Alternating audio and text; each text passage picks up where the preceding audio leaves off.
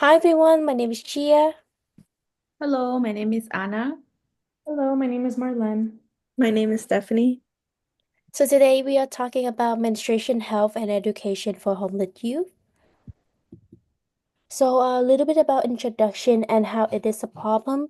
So homeless is prevalent in United States. Just many like female born person, homeless individual also must deal with menstruation. Homeless adolescent women face significantly health risks, include early and planned pregnancy, sexual transmitted disease (STD), and poor menstrual health due to lack of access to basic hygiene products. So this issue is compounded by period poverty.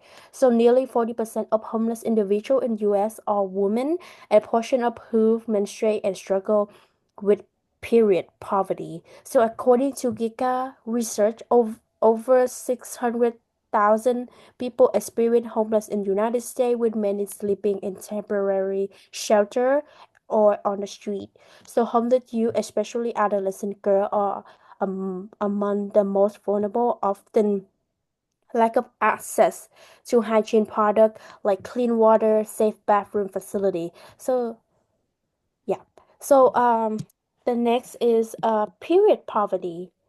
So period poverty is when individual cannot manage their menstrual product need due to insufficient funding and access to the product. So in United States, 58% of women are ashamed of having a period, and 51% of men believe that is improper topic to discuss. So, because of this uneducated tradition, stigma, and taboo, women are reluctant to talk about their period. They feel uncomfortable asking others about menstrual period when they are having problem to obtaining them. So, uh, during the pandemic, so we have found that 28 and 29% are struggle to purchase menstrual product. Um, Wow.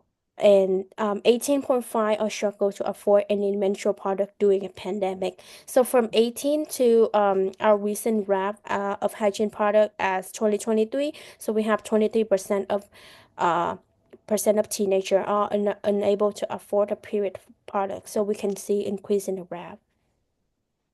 So by article from Geka, so they choose to so one of the 10 menstrual adolescent miss school during the menstrual cycle due to insufficient accessibility to menstrual product and resource.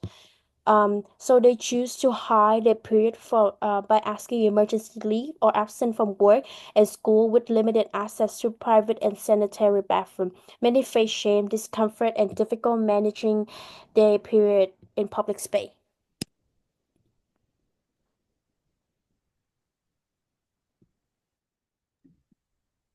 Reproductive concern for homeless youth. Homeless youth face a serious challenge when it's come to reproductive health. Many of them do not have regular access to hygiene products or private place to manage their period. According to admin, this lack of access can lead to infection, discomfort, and missed opportunity like school or work.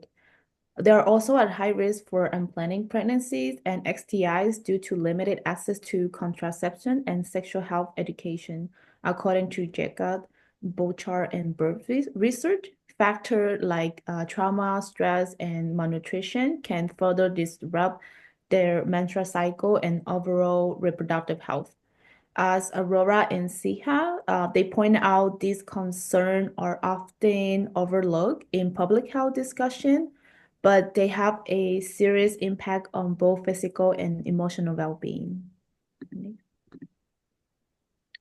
Current barriers for homeless youth face. So one of the biggest barrier is period poverty. Many homeless youth cannot afford menstrual products, as highlighted by Adam and Philip.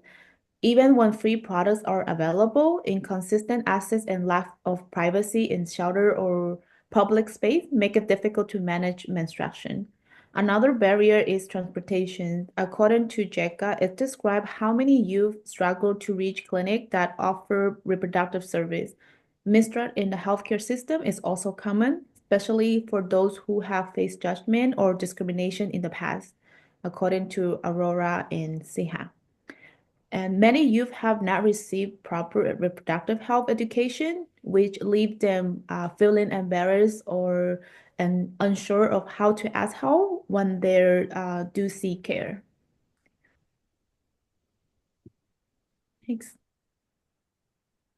And one of the articles that explained this well is the one titled Menstruating While Homeless, Navigating Access to Products, Spaces, and Services, which explores how individuals experiencing homelessness struggle with managing their menstrual health. It highlights barriers such as lack of access to clean and private restrooms, the inconsistent availability of menstrual products, and the emotional stress from stigma and shame that comes with menstruation. The study includes personal narratives that reinforce the need for trauma-informed, equitable healthcare.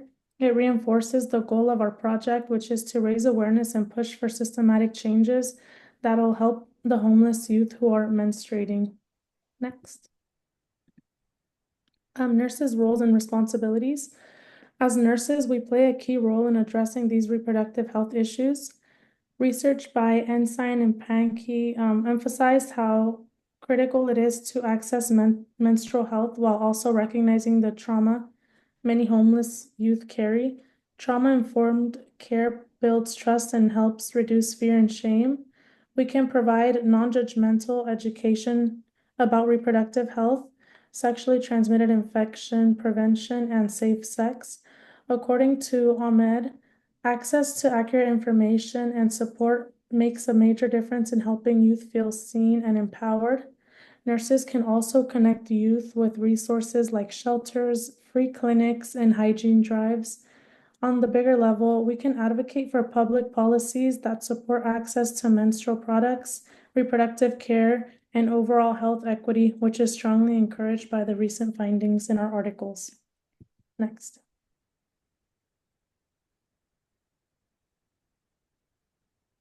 Next is the socioeconomic impact and how it impacts their quality of life, including their mental well-being and the stigmas and embarrassment that leads to shame surrounding periods, but also the anxiety and stress about managing menstruation without having the adequate resources on hand. Also, physical health and how it leads to reproductive health risks due to unsanitary materials, which leads to UTIs and TSS, and also leads to amenorrhea due to malnutrition. Next is education and just having the lack of knowledge to correct hygiene products or the process in general, or having inadequate access to the right information about menstruation and basically not knowing like how it works and having the lack of inquiries about menstruation.